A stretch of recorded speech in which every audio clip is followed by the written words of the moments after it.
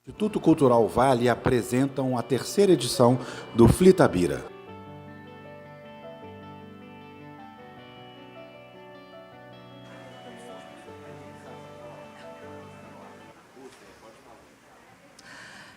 Boa tarde a todas, todos e todes. Vamos falar um boa tarde gostoso. Boa tarde!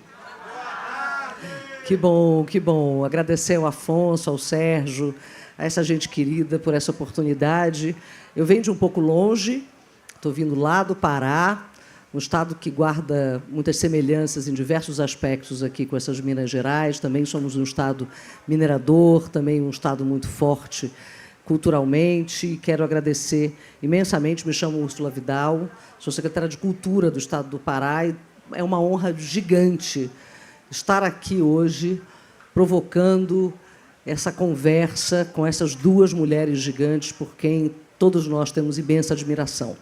O nome da nossa mesa, e as mesas foram, digamos assim, inoculadas por essa poética drummondiana, Mãos Dadas, um poema de Drummond, e hoje nós estivemos juntas lá no Memorial Carlos Drummond de Andrade e também vimos essa Itabira por essa janela poética de memória. E aí eu começo para fazer as nossas provocações aqui, se vocês me permitirem, lendo a vocês o poema Mãos Dadas.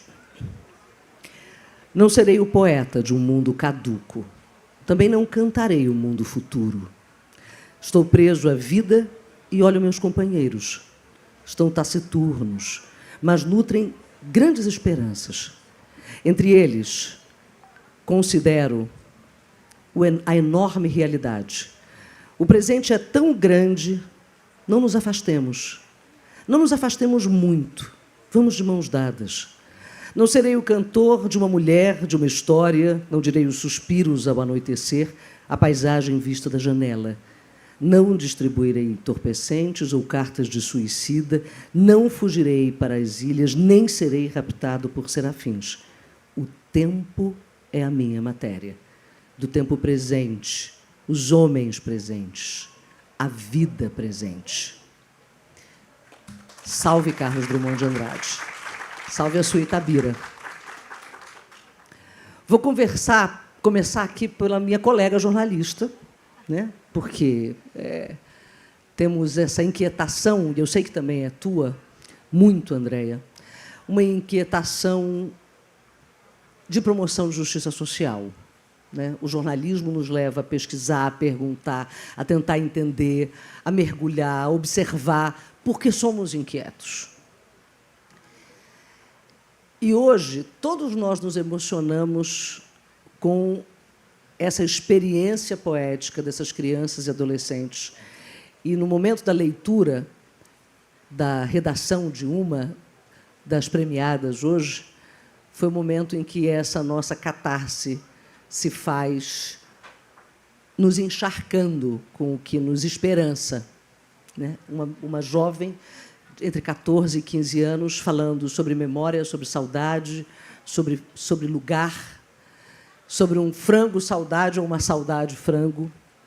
E aí nós pensamos o que essa semente extraordinária que vem sendo plantada das festas literárias organizadas pelo Afonso e pelo Sérgio, como ela vem germinando. E a nossa angústia, Eliana, é como a gente dá escala para esse plantio, para essa semeadura. Como é que a gente consegue que isso chegue em todos os lugares? Não na Itabira, que apenas também, mas não apenas na Itabira, que é um município minerador, portanto, tem uma grande empresa, que tem uma movimentação grande econômica a partir desta riqueza mineral e que devolve para essa cidade, por meio de leis de incentivo, projetos importantes, educadores, formadores. E a cidade que não tem minério? E a cidade que não tem indústria? E a cidade que pouco tem comércio? Que vive desse repasse dos recursos federais e que, muitas vezes, as câmaras de vereadores são 13 vereadores, todos homens, nenhuma mulher, sem nenhum controle social, sem presença da sociedade. Como esta palavra, esta literatura, isso que que nos movimenta e nos mobiliza, como isso vai ter escala nesse Brasil da injustiça, Eliana? Olha que ela fez a pergunta dos milhões, né? Quem tiver essa resposta... me vem à cabeça, Úrsula, um artista daqui, né? Que ele diz assim, o artista tem que ir aonde o povo está. Então, eu acho que o efeito multiplicador das coisas que nós fazemos, ele tem que acontecer não apenas pelo objeto livro, mas pela nossa presença nos nossos territórios, nos lugares onde moramos, nos lugares aonde vamos. Isso são sementes que a gente vai jogando, e eu acho que a gente tem uma coisa que é muito, muito fruto do nosso tempo, que é a síndrome da ansiedade, né? Aquela coisa da ansiedade. A gente tem uma ansiedade de resolver as coisas para ontem, porque a gente tem uma sensação de coisas que se perpetuam e que se arrastam no longo do tempo. Injustiças, questões que vão apenas se reatualizando. Ou seja, você tem uma escravidão 2.0, 3.0, sei lá o quê. A gente tem uma Casa Grande 2.0. O modelo está ali, né? Só muda a roupa, só muda a época, só muda isso. Porque o cerne, a gente tem um fascismo 2.0, a gente tem tudo reatualizado, como se fosse uma tecnologia de informática, de computador, uma nova versão desse telefone, né? É o iPhone 15, 16, 17, 18, é a mesma coisa. Então, mas nisso reside uma coisa. Se a gente está reatualizando coisas que a gente já viu, a gente já sabe onde vai dar. E se a gente já sabe onde vai dar, a gente tem a chance e a oportunidade de cortar algumas coisas pela raiz. Eu acho, pelo menos, né? A gente sabe onde vai dar determinadas posturas, a gente sabe onde vai dar determinados caminhos que a gente escolhe. Então, eu acho que é uma função que não é apenas do Afonso, que é um produtor cultural, ou da Eliana, que é uma escritora. É algo da sociedade brasileira tomar para si, interromper esse ciclo que se retroalimenta. A gente oprime, escraviza, e aí esse método vai passando por geração que não viveu aquilo e repete, oprime, escraviza, e aquilo vai, e a gente vai apenas tendo sequelas, né? A gente tem algumas sequelas desses processos que a gente reproduz. Então, todo dia é uma função da gente olhar no espelho e dizer em que medida eu reproduzo isso, em que medida eu sou agente do contrário, eu sou agente da estagnação, eu sou agente da perpetuação desse estado de coisas e do não alargamento dessa arte, dessa possibilidade de criação e de vida. A redação da Júlia, não me esqueço porque é o nome da minha filha, e mais ou menos elas têm a mesma idade, né? Eu tenho uma filha de 16 anos, a Júlia ganhou a categoria de 15, se não me engano, 14, 15 anos. Então, é a mesma galerinha, com a mesma, mais ou menos, faixa etária. O que ela fez? Ela nos levou... Todo mundo que estava aqui foi conduzido para a sua saudade, para a sua casa da avó, para o seu frango, para a sua... E foi isso que transportou todo mundo para aquelas lágrimas. É porque a palavra foi uma condutora. Então, eu acho que a gente precisa usar a nossa palavra e no nosso dia a dia. No nosso dia a dia, a gente tem essa capacidade. É que a gente esquece, né? Às vezes, a gente... E isso, sabe quem faz muito bem isso? Igrejas. Igrejas fazem muito bem isso. Igrejas dão escala por isso, porque acreditam na palavra. Às vezes usada para o mal, né? Mesmo dentro de uma igreja, às vezes usada para o mal, mas isso tem uma força. E quando ela é positivamente utilizada, uau, né? Isso cresce. E as pessoas acreditam que podem, sabe? Elas acreditam que podem. Eu acredito na palavra, senão não seria escritora, mas eu acredito na responsabilidade que a gente tem que empregar nelas. A gente tem que impregnar o nosso dia a dia e cada coisa que a gente fala de uma certa magia da transformação. Quer falar um pouco? Eu ouvi a tua pergunta, Úrsula, e a Eliana falando tão sensivelmente sobre a relevância da palavra, mas eu vou voltar um pouco nas questões que você trouxe com relação à política cultural, à cultura, à injustiça social, porque eu acho que a gente está falando de coisas diferentes. A criação, quer dizer, a arte, o desejo de criar, de escrever, de pintar, de fazer qualquer coisa, isso é inerente ao ser humano. Qualquer ser humano não consegue viver na condição de mortal. Saber que a gente acaba no final é insuportável. Então, essa vida não basta. Então, para a gente conseguir aceitar esse lugar da mortalidade, a gente precisa criar. E é uma atividade, é uma forma de viver a vida que transcende. E a literatura aí tem esse espaço de você poder contar a história que não é necessariamente a história da justiça social. O meu livro chama Vida Não é Justa, inclusive, embora eu seja juíza. E a gente lembrar também que a história da humanidade é uma história de injustiças.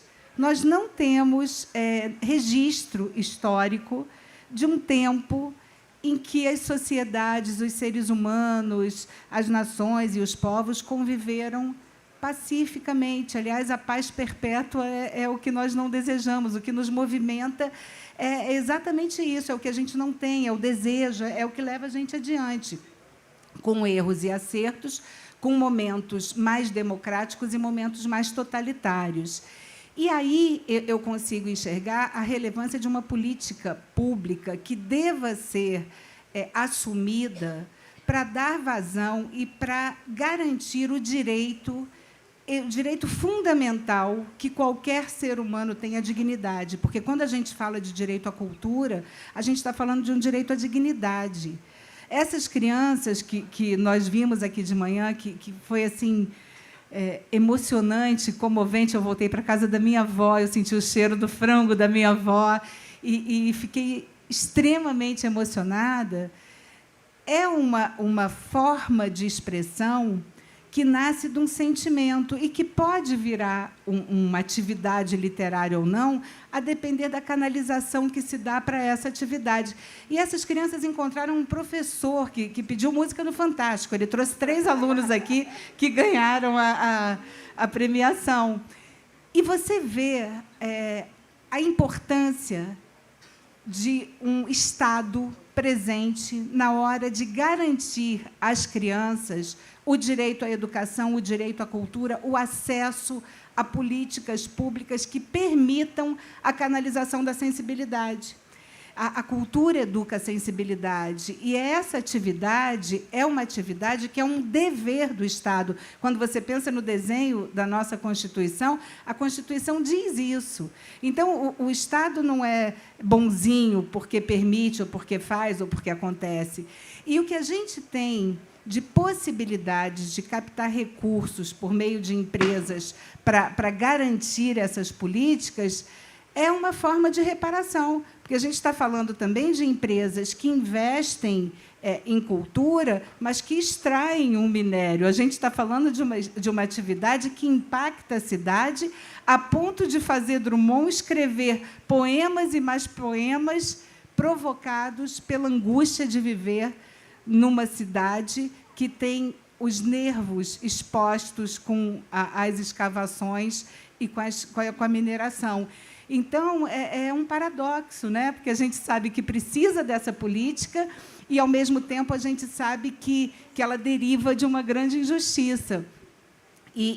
Na mesa anterior, a Márcia estava falando com a Maria da injustiça que é o próprio sistema de justiça. E eu sou integrante de um sistema de justiça e eu enxergo a injustiça.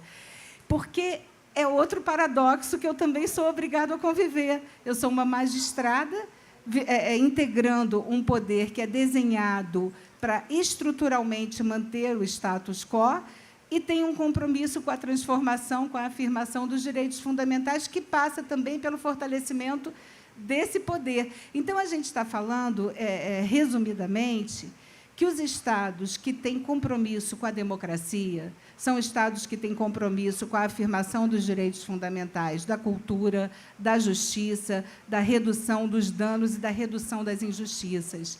E foi inevitável também, ouvindo tantas mesas sensacionais e ouvindo reiteradamente a necessidade da reparação, a necessidade da gente conhecer a nossa história, a nossa memória, o nosso passado. A Conceição falou de vingança, mas a Conceição não é uma pessoa vingativa, ela é uma pessoa que tem um senso de justiça muito grande, e a gente percebe isso na vida dela e na escrita dela. E eu lembrei do Shakespeare, numa das peças, acho que, se eu não me engano, é Sonhos de uma Noite de Verão. Eu vou lembrar até o final, mas ele tem uma frase que eu amo, que ele diz o seguinte, que o oposto da injustiça não é a justiça, mas é o amor. Porque toda justiça que não se pratica por amor não é justiça, mas é vingança. Então, eu vejo uma árvore de raiz profunda, onde todos esses saberes da cultura, da arte, da literatura e da justiça, que são saberes da humanidade, que nascem de uma raiz só. A gente precisa retomar todos esses saberes e, de uma forma efetiva, exigir que o poder público faça cumprir o que a Constituição garante, que é o direito à dignidade, é o direito dessas crianças terem acesso ao conhecimento, à arte, à cultura e a um país menos injusto. E, olha, deixa eu só fazer um adendo, né? Você falou assim, o direito das crianças. Mas, já diz o ditado, né? Só termina quando acaba. E a gente está vivo, né? E eu não estaria aqui hoje se não fosse uma política pública de cultura. Eu escrevi um romance por uma necessidade pessoal de ter a minha história registrada, uma história que eu não via nos livros que eu lia, que eu não é a história da Toni Morrison lá, né? Se você não viu a história que você quer ler, vai lá e escreve. Então, eu tomei isso para mim, fui lá, escrevi. Mas, assim, quando eu terminei, quando eu botei o ponto final, assim, que eu senti que acabou, e agora? E agora, José? Né? E agora? Eu vou fazer o quê? Aí mandei para um monte de editora, falei, gente, ninguém vai me olhar, eu nunca escrevi nada, nunca publiquei nada, como é que vai ser? E eu já não era criança, eu já era uma mãe com filhos, com trabalho, com não sei o quê. Aí, o que acontece? O Estado veio o concurso da Fundação Cultural Palmares, que é uma longa história também, né? Lá, me inscrevi no último momento, e ganhei o concurso, eu já estou aqui, já escrevi 7 livros, enfim, já ganhei prêmio. Então, eu acho que a função do Estado é dar esperança e é provocar esses talentos em todas as pessoas, todos os cidadãos e cidadãs. Dizer que não acabou, que só termina quando acaba.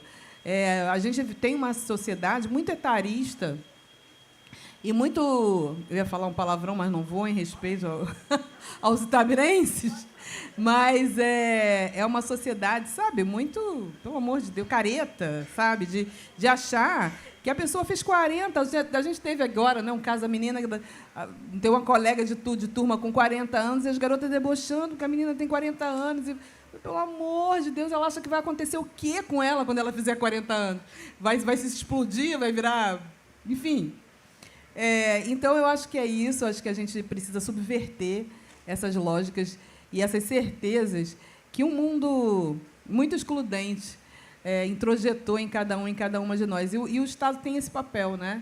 Ou seja, não fosse essa política pública, e não tinha acontecido mesmo, porque isso foi em 2015. Logo depois veio o golpe. Logo depois veio um governo que não acreditava em nada disso. Talvez eu estivesse começando a publicar agora, porque vai ter o concurso Carolina Maria de Jesus, com 2.000 e tantos romances já inscritos. Sabe-se lá se eu ganharia esse concurso ou não. Então, você vê o atraso na vida de uma pessoa. Você vê o tempo perdido numa carreira e um artista perdida, se você não investe nessa possibilidade.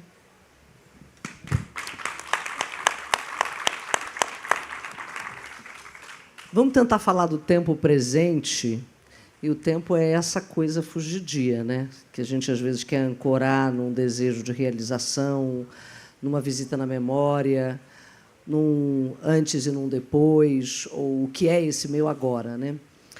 Vocês falaram em mesas anteriores, e eu me lembro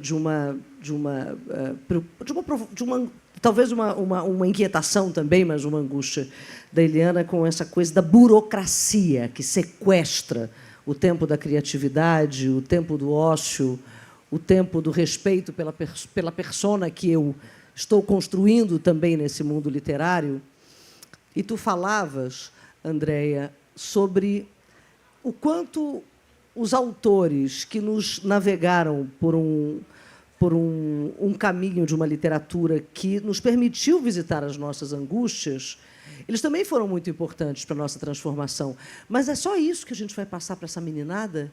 Eles estão fazendo, estão formulando, estão inquietos, estão problematizando os seus territórios, estão falando por meio do grafite, do hip-hop, da escrita, da dança, né, das expressões, de tantas cênicas.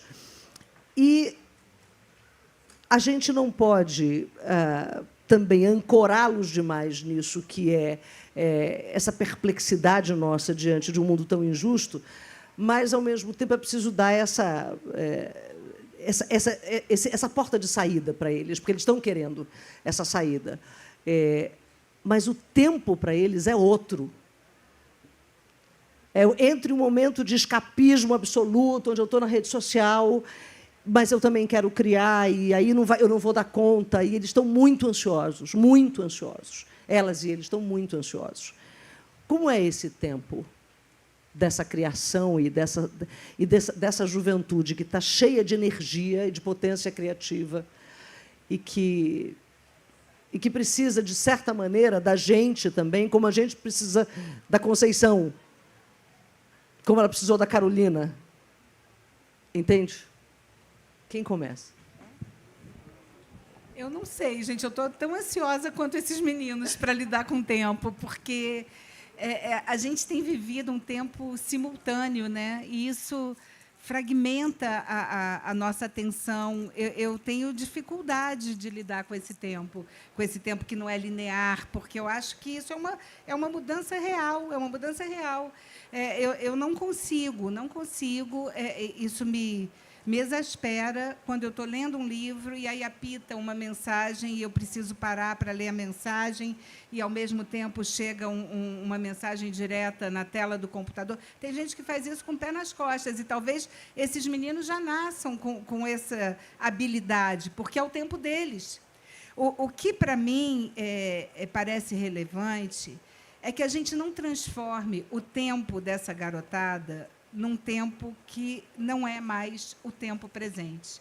Quando o Drummond traz essa poesia, não é uma relação inconsequente com o tempo, não há um desejo de niilismo, tipo, deixa tudo para lá. É que da nossa conexão com o tempo presente depende esse compromisso com a nossa vida e com a integridade da nossa vida. Porque o mundo, com tanta confusão que está, quer dizer, se a gente parar para fazer um breve relato da história do mundo nesse momento, se eu pedir para cada um de vocês abrir o celular e olhar na tela do celular a quantidade e o bombardeio de informações que chega de forma repetida em tempo real, esse tempo é um tempo que nos afoga, que impede que a gente respire e que impede a nossa conexão com o tempo que a gente está vivendo.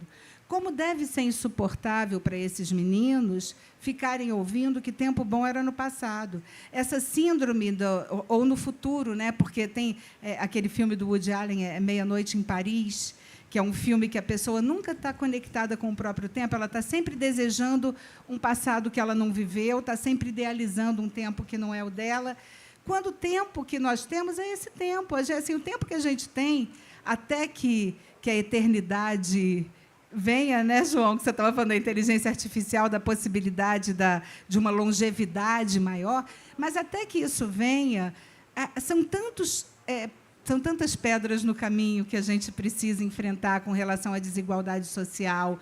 A quem serão os beneficiários desse tempo que virá, dessa tecnologia que virá?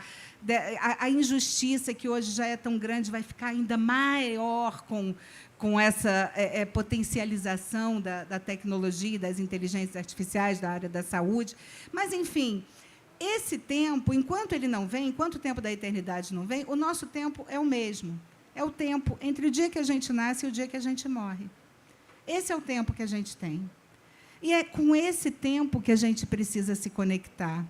E se conectar sem desqualificar a história que trouxe a gente até aqui, porque, se a gente usar esse tempo que a gente tem para ficar mergulhado no passado, a gente se impossibilita de dar qualquer passo adiante ou de experimentar a potência que é essa vida em tempo real. Ou, se a gente se ocupa de um futuro que pode chegar ou pode não chegar, a gente também abre mão da vida como um direito fundamental, porque a vida é uma potência, gente, com tudo que ela tem de bom, de ruim. Quer dizer, a gente passa por perdas dolorosíssimas, por rupturas que a gente não desejaria passar. No entanto, a gente está aqui, sabe, falando de poesia. E poesia é isso, é o que não serve para nada, como disse Manuel de Barros, serve para a poesia. E isso é do que a gente é constituído, né? O Shakespeare, de novo, nos salva, que ele diz que nós somos feitos da mesma matéria de que são feitos os sonhos. E é um pouco isso, a gente ter dimensão dessa nossa condição no tempo presente é a experiência mais transcendental que eu consigo ter sobre a minha existência. Eu consegui entender que a eternidade acontece nesse tempo que eu tenho de vida, nesse tempo humano que eu tenho de vida, com todas essas contradições, com tudo isso que está acontecendo que nos paralisa. A gente ser capaz de se apaixonar, de chorar, de ver essas crianças aqui lendo uma redação e abrir o berreiro e lembrar do cheiro da casa da avó. Eu não consigo imaginar assim, nada melhor para a minha vida do que ser desgraçadamente humana. Eu gosto desse lugar, sabe?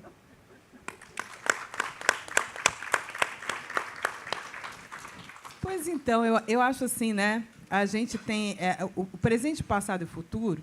Eu acho que tem uma relação direta com o que é real e o que não é, né? Qual é a percepção de realidade? Quando a gente tem esse mundo virtual, e ele assusta muito, porque é algo muito recente na humanidade, tem 5 minutos, se menos, se muito, né? Esse mundo das coisas, da superconexão e da internet. A internet nos anos 90, gente. Anos 90, para cá, isso aqui é nada na linha da história, né? Então, a gente ainda está... esses meninos já nasceram com essa tecnologia, já nasceram com... Mas a gente tem muita gente que viveu um mundo sem isso, né? Então, a gente está, na verdade, num tempo de transição para uma outra coisa, que a gente ainda não sabe muito bem o que virá a ser. Eu tenho um pouco de angústia com essa coisa do futuro, né? Tem agora uma vertente literária, afrofuturismo e tal, e que tenta imaginar qual é o futuro. Não sei, a gente tinha um desenho na nossa infância, que era os Jetsons. Vocês lembram dos Jetsons? Que era o carro que voa e não sei o quê. Quase tudo dos Jetsons já existe. Se for olhar, quase tudo dos Jetsons. Então, a gente está naquele futuro ali. Mas, ao mesmo tempo, a gente está no século XV, na esquina da minha casa. Quando você sobe ali aquele morro, você está no século XV. Você tem gente que dorme no chão, você tem uma epidemia de como é que fala? Tuberculose, porque quem dorme no chão, quando chove, acontece o quê com o pulmão? Você tem problemas de mordida de rato, você tem pestes absolutamente medievais em plena cidade de Belo Horizonte, de São Paulo, do Rio de Janeiro, grandes centros urbanos. Nova York tem uma epidemia de rato, tem uma história lá de rato, agora de caça ao rato. Então, isso é o quê? Isso é século XV, isso é sabe? Então, isso traz uma outra lição, que é o seguinte: o tempo aspiralar, de uma intelectual mineira chamada Leda Maria Martins. O tempo é aspiralar. Ele não é uma linha reta, né? Ele não é Hoje fomos lá no memorial lá do Drummond e tem a linha da vida do Drummond com tanto livro. Eu não tinha noção da quantidade de livro que esse homem escreveu. Eu falei, uau! E isso é o que dá até nervoso. Isso é o quê? Isso é a ilusão do tempo. É uma pessoa, um artista que estava tanto tempo aí, e você ouve tanto falar, e você precisa visualizar aquela produção para entender que, uau, que produção é essa, né? Volumosa. Então, o tempo é espiralar. E a gente sai desse estado de achar que o passado, o presente, o futuro são coisas estanques, quando a gente se conecta com essa verdade de que o tempo vai e volta e que ele caminha simultâneo no mesmo espaço. Mas, para ter essa percepção, a gente precisa viver a vida real. Né? E a hiperconexão, a internet, tira a gente da vida real. A gente edita a vida quando a gente faz nossos reels na internet, faz os nossos stories, a gente está editando, ninguém mostra derrota, não mostra. Não mostra. Então, a gente vive uma vida editada e a gente vive a vida dos outros editada.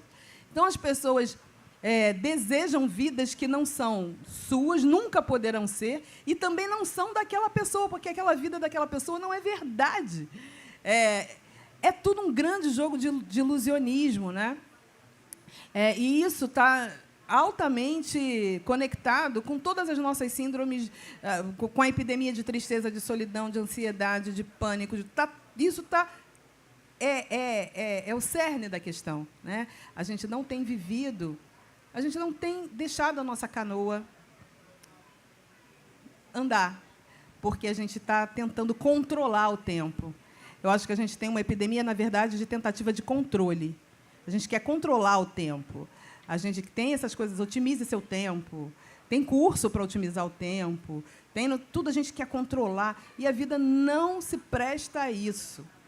Você pode planejar seu dia certinho, alguma coisa vai sair do trilho, alguma coisa vai acontecer no meio do caminho, você vai dar uma topada, vai ter que fazer um curativo, e aí você vai ter que voltar e vai trocar o sapato, aí isso vai te atrasar no compromisso, aí você vai encontrar uma pessoa que você não imaginava.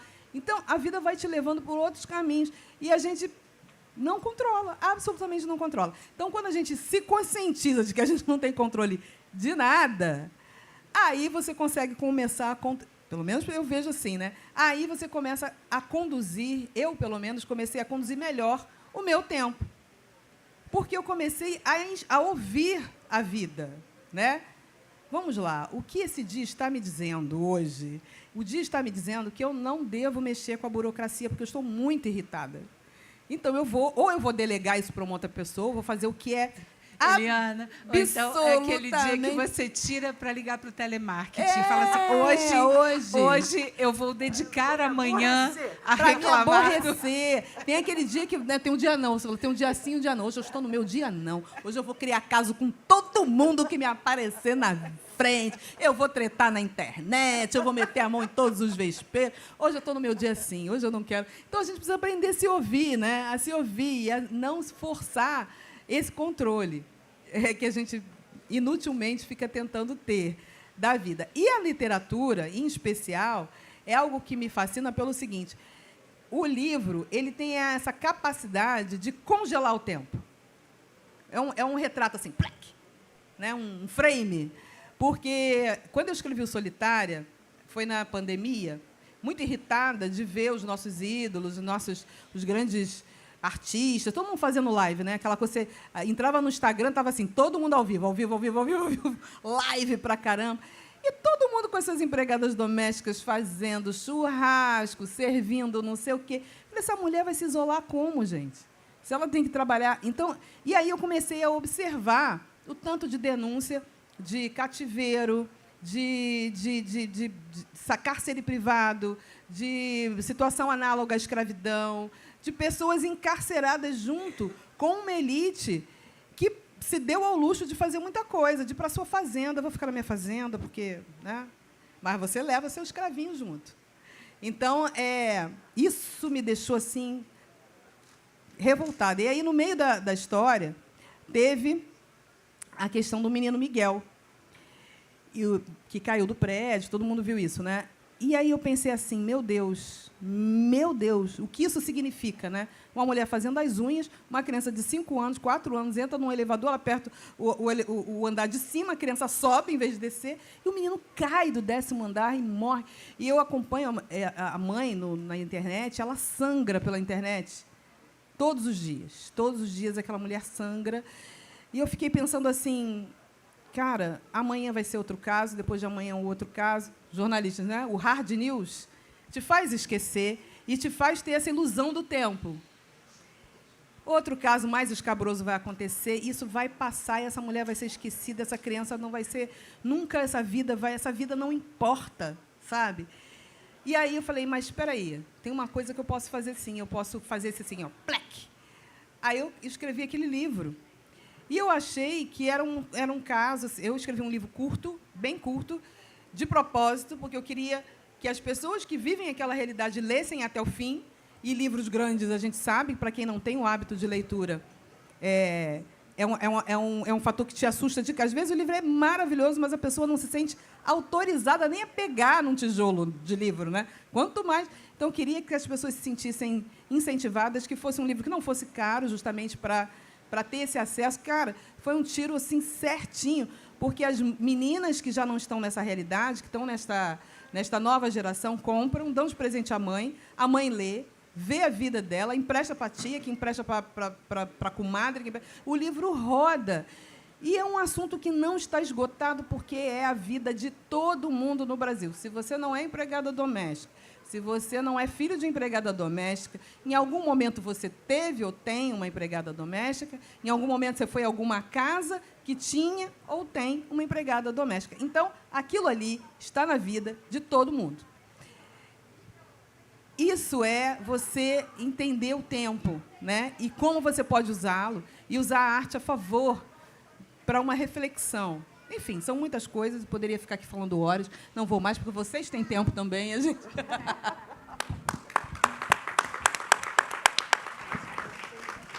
Vamos abrir, então, para as perguntas, gente? Enquanto vocês vão se animando, se alguém levantar a mão, eu já tenho uma, e aí eu quero falar sobre as pedras no meio do caminho. Porque hoje nós lemos esse poema, que foi muito disruptivo, inclusive, na vida de Drummond, já sendo um grande poeta, mas tem uma pergunta lá. Eu vou só fazer a pergunta da pedra. Vem aqui, então, enquanto a gente vai. Como a gente precisa aprender a ser coletor de pedras? Vem mais pertinho aqui da gente, Flor. Depois a gente vai para as pedras. Como é teu nome? Cecília. Oi, Cecília. Pode fazer a sua pergunta, Flor. Como a gente consegue mais paciência, tipo assim, não ficar irritada? Linda, Cecília. Palmas. Como a gente consegue mais paciência? Grata, Cecília, pela sua pergunta. Cecília, primeiro você precisa descobrir o que está te deixando impaciente. Tudo. Ai, vamos Quantos fazer uma anos você tem, seleção. Cecília? 8. Olha, meia-noite vou te contar o segredo. 8 anos? Gente, a Cecília quer respostas. Senta aqui perto da gente, Cecília. Cecília, qual a coisa que você mais gosta de fazer? Comer. Comer. E, além de comer? Brincar. Brincar. De que você gosta de brincar? Esconde-esconde. Escutando pega-pega. Pega pedra? Pega-pega é um bom exercício para ter paciência. É um bom exercício. Na hora que estiver muito impaciente, brinca de pega-pega. Mas se não tiver ninguém? Ah, mas aí você vai ter que encontrar uma pessoa, tá aí um bom exercício. Não é? Encontrar um amigo ou uma amiga que queiram brincar de pega-pega. E aí você vai ter um amigo para dizer que você está impaciente. E ele vai te fazer menos impaciente, porque você vai ter alguém para conversar. Então, é hora de buscar uns amigos. Obrigada. E você é muito linda, viu? Temos uma dica, uma fórmula, um caminho para indicar para a Cecília? Escreve, Cecília, desenha. Exato, isso que eu ia falar para você. Primeiro, assim, respira, né? Respira, fundo, conta até 10, às vezes 20. Isso, né? desenha, escreve, desabafa aquilo que está te oprimindo, né? O que está te irritando. A impaciência ela é uma irritação, uma espécie de irritação. A gente fica, né? Ai, meu Deus do céu, isso não acontece. Então, a gente precisa diminuir o ritmo, né? Por isso que as pessoas dizem, respira. Porque a gente tem que baixar o nosso coração faz assim. Leitura também, viu? Leitura me ajudava muito, porque eu era muito impaciente. Muito impaciente. E aí, mas aí, se você começar a ler, você vai gostar, porque isso é uma coisa impressionante. Quando você começar a ler, você vai descobrir que tem um jeito quase mágico da sua paciência ir melhorando quando você vai lendo. Você até esquece que não tem paciência.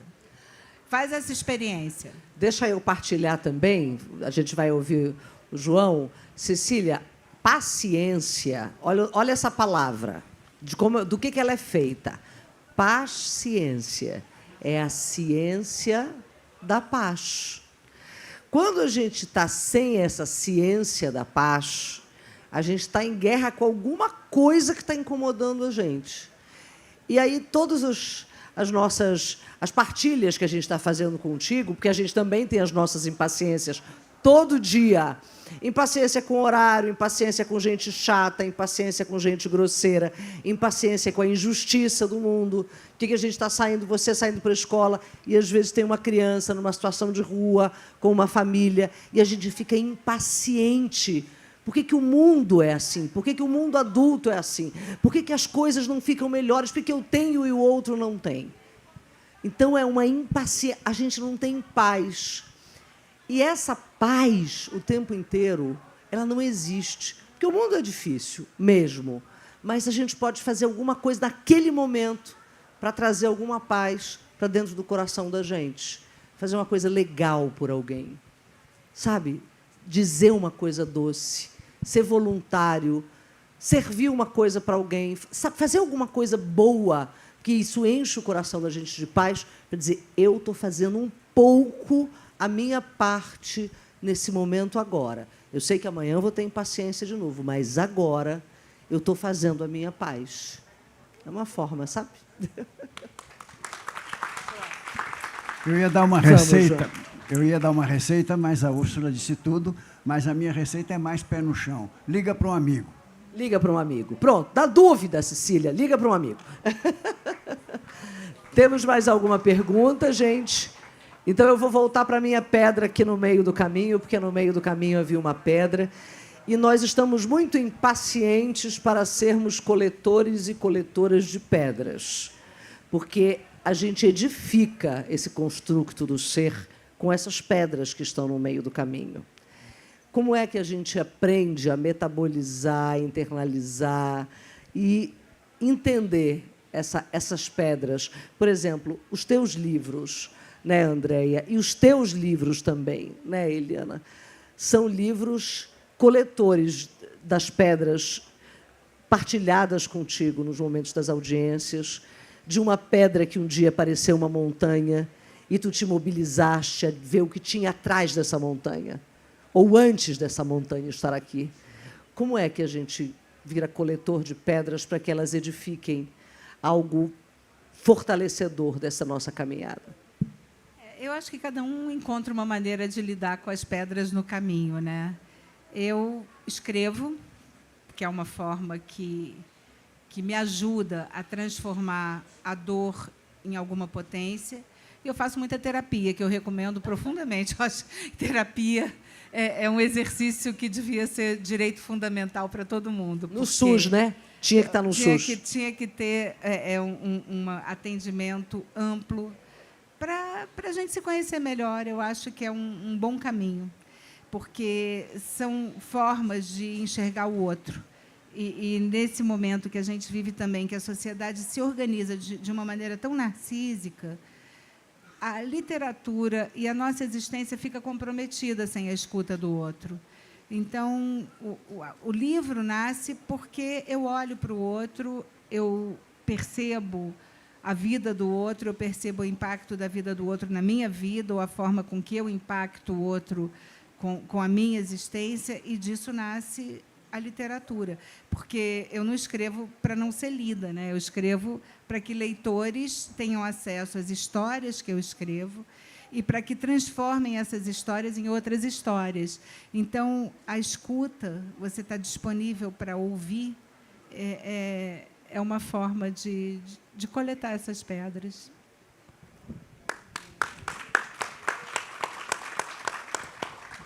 Pois então, pedra, né? Pedra é obstáculo, pedra é base de construção, pedra é acúmulo, né? Acúmulo de tempo, porque para aquela pedra existir, algumas eras foram necessárias de ajuntamento de poeira, de ajuntamento de resíduos. Eu tinha uma prima, e minha prima faleceu assim muito de uma forma rápida, né? Ela relativamente jovem, ou seja, com 50 e poucos anos, e ela era geóloga. E ela estudava, ela fez nossa, toda a inteligência de toda a família foi para aquela cabeça ali, né? Ela fez um doutorado na Alemanha e ela defendeu lá a tese dela em inglês, alemão e uau! Eu falei, nossa, essa mulher. E ela estudava terras muito antigas no mundo e que surgiram na mesma época. Então, eram umas terras no Brasil, Canadá, África, tinha uns lugares assim, né, de terras muito velhas.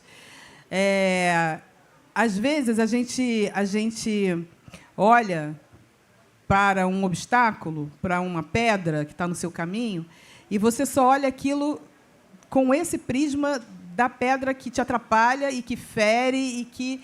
Mas, se você observar bem direitinho, qual você, de alguma forma, contribuiu, porque você escolheu aquele caminho ali para topar com aquela pedra, né? De alguma forma, tem uma contribuição sua. Ou seja, você tomou aquele caminho ali e topou com ela. E, de alguma forma, o fato de topar com essa pedra te levou para outra vereda, né? Para outra estrada. Então, ela é uma provocadora para o seu movimento, ela é uma provocadora para o seu crescimento. Então, eu comecei a olhar os meus obstáculos e as minhas pedras dessa forma, que não é uma coisa poliana de que, oh, meu Deus, né? Tudo tem um lado bom na vida, não é assim, né? Mas é você olhar esses obstáculos e esses buracos como aviso, como autorreflexão, como inspiradores para que outras pessoas não peguem aquele caminho e tentar pensar em como eu vou fazer desse sedimento uma montanha. Ou seja, como eu vou deslocar essa pedra para o outro lado e transformá-la em algo que vai embelezar a paisagem. Eu acho que é isso que me move e que transforma toda essa dor e todas essas coisas que a gente escreve minimamente em livro, em história, que, de alguma forma, ajuda outras pessoas a lidarem com as suas pedras. Gente, a gente tem que encerrar, e o nome do nosso poema inspirador é Mãos Dadas. Então, eu quero dar as mãos para essas mulheres incríveis, dizer que nós temos hoje uma maioria de mulheres aqui na nossa plateia, que Márcia Tiburi nos fez uma provocação para que as mulheres apoiem as mulheres. Nós teremos a mais importante etapa nos períodos eleitorais que acontecem de 2 em 2 anos no nosso sistema político brasileiro, que são as eleições municipais. As pessoas vivem nas cidades. É nas cidades que os problemas acontecem. Então, que nós escutemos mais as mulheres, apoiemos mais as mulheres e nos mobilizemos para que tenhamos mais mulheres tomando as decisões políticas nesse nosso Brasil. Gratidão.